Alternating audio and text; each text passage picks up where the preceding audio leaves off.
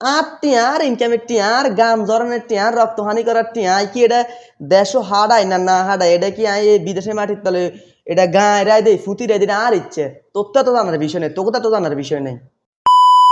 আমাদের বাংলাদেশের কোনো একটা মানুষ যখন বিদেশ আইনাল্লাই চিন্তা ভাবনা করে বিদেশ আইনাল্লাই সিদ্ধান্ত নেয় এই বিদেশ আইনাল্লাই শুরুতেই শেষ পর্যন্ত যে হেতে যে কত পরিমাণ দৌড়াদৌড়ের কত পরিমাণ হয়রানি হন লাগে এই যাতে এই বিদেশে এটা হেতেই বুঝে। মনে করেন বিদেশ আইতে হলে তো প্রথম সত্য পাসপোর্ট লাগবে এই পাসপোর্ট বানাইতে গেলে মনে করেন এই এই 5,750 টাকা সরকারি ফি এই 5,000 6,000 টাকার পাসপোর্ট বানাইতে লাগে কমে 12,000 টাকা। আর যদি কোনো রকম যদি ভুল টুটি থাকে কোনো কাগজপত্রের মধ্যে তাহলে এই পাসপোর্ট বানাইতে 20-30 হাজার টাকাও লাগে। এরপর আইয়ে কিটা এই পাসপোর্টের পুলিশ ভেরিফিকেশন ও হিয়ানো থানার মধ্যে গেলেও মনে করেন এই দাদা করে 500 টাকা 1,000 টাকা না দিলে পুলিশ ভেরিফিকেশন হয় না সপ্তাহের পর সপ্তাহটা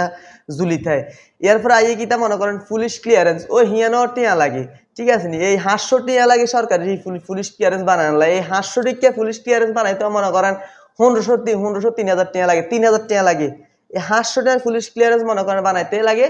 3,000 টাকা। তারপর আইয়ে কিটা ইয়া মেডিকেল ও মাগে বালের মেডিকেল এই মেডিকেলও মনে করেন হচ্ছে 2 নাম্বার এই মেডিকেল দিতে গেলেও মনে করেন ইয়া লাগে কত 10,000 টাকা অথচ মেডিকেল দিতে লাগে মাত্র মানে 8,050 টাকা এটাই তো অনেক বেশি। ঠিক আছে বুঝলাম কিন্তু তারপরে এটার মধ্যে অনেক ব্যয় লাগিতে অনেক 2 নাম্বার এটার মধ্যে মনে করেন এই মেডিকেল দিতে গেলে যদি মেডিকেল ফিট হয় এই মেডিকেল আনফিট মেরে দেয় আনফিট মেরে আবার মনে করেন ইয়ারটাই টিয়া খায়।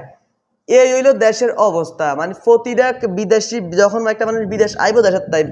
বেড়াতে এমনিতেও মনে করেন অনেকটা বেড়ার প্রতিটা দাফে দাফে স্টেফে বেড়াগো রক্ত শুষিয়ালায় এই আমগো রক্ত আমরা যখন বিদেশ আইতাম চাই আমগো রক্ত শুষিয়ালায় ঠিক আছে নি। এরপরে কিতা বিষে ওরে বাবুরে 2 লাখ টিয়ার বিষে 5 লাখ টিয়া এটা খালি আমগো বাংলাদেশের মানুষ হলে আমগো বাংলাদেশের মানুষ হলে মনে করেন 2 লাখ টিয়ার বিষে 5 লাখ টিয়া দুনিয়ার ব্যাক রাষ্ট্রের মানুষ আইয়া এই বিদেশ পাকিস্তান ইন্ডিয়া যাত মানুষ আইয়ে ও ব্যাকে আইয়া 1 লাখ 1.5 লাখ টাকা বেটারা ডাইরেক্ট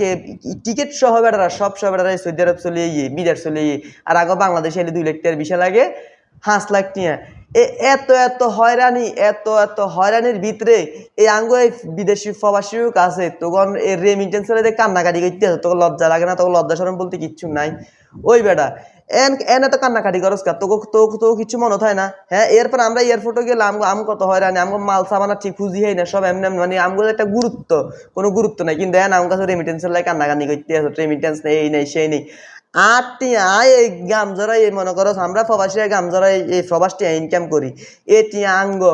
আঙ্গটি আমরা জেনে ইচ্ছে হেনে দেশে হারাই আঙ্গো কি এটি একটা দেশও হারাই নাই বিদেশে মাটিতে গায়ে রায় নিছে এটা তো তোকে বাবার বিষয় না এটা আটটি জেনে হারাই এনে হারাই তোকে তো মাথা মানে কিতে আছে হ্যাঁ। তোরা অন দে আয় বা তোরা অন দে ইয়া খবরের মধ্যে বিভিন্ন সংবাদ সম্মেলনের মধ্যে তোরা রেমিটেন্সের লাগে কান্নাকাটি করো আমরা রেমিটেন্স দেই না আবার কিতা কস রেমিটেন্স না দিলে বলে আঙ্গো দেশ যান বন্ধ করে দিবি তোর বাপের দেশ নি রে তোর বাপের দেশ নি এটা হ্যাঁ। আমগো ইচ্ছে আমরা রেমিটেন্স যেমনি ইচ্ছা আমগোটি আমরা যেমনি ইচ্ছে এনে হারাই না হারাইলো আঙ্গো ইচ্ছে হারাইলো আঙ্গো ইচ্ছে। আবার কিতা কইস